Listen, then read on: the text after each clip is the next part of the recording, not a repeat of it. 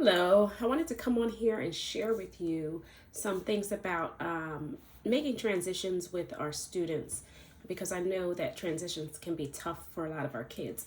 So I got my little sticky notes here so I can remember what to talk about. One of the things you want to do is clarify your transition. Make it really clear to the students that the activity is going to stop and a new activity is going to start. And you can do this by either telling them or using some type of picture to let them know.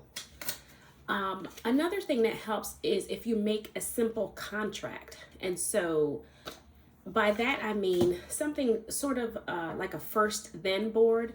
And it's just a piece of paper. It could be a piece of paper that says first then and then has a picture of what they do first and what they do next. But it's letting them see what the expectations are. The next thing you can do is use a transition bin.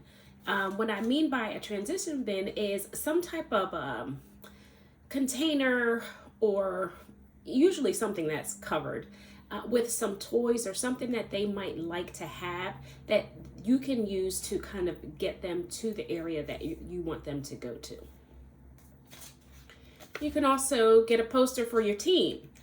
Or make a poster for your team so that your team can remember to clarify those transitions. And so it could be really short, really sweet. Just say, when we make a transition, say these words, and you give them the words to say. And that way, every transition, your team is making those same statements, and the students start to understand that that's part of the routine. When they hear those words, then it's time to move to something else.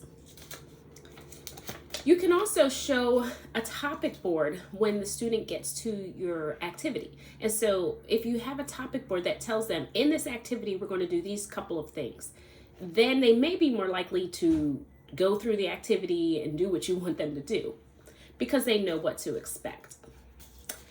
Another thing, use visual supports. Most of those ideas that I talked about are visual supports. And so we know that our students with autism sometimes have a hard time processing language, but when we make it visual, it's a little bit easier for them.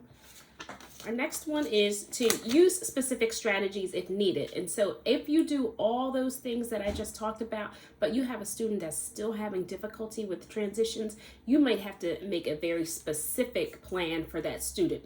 So maybe in their transition bin, there are certain things that are very specific to that student.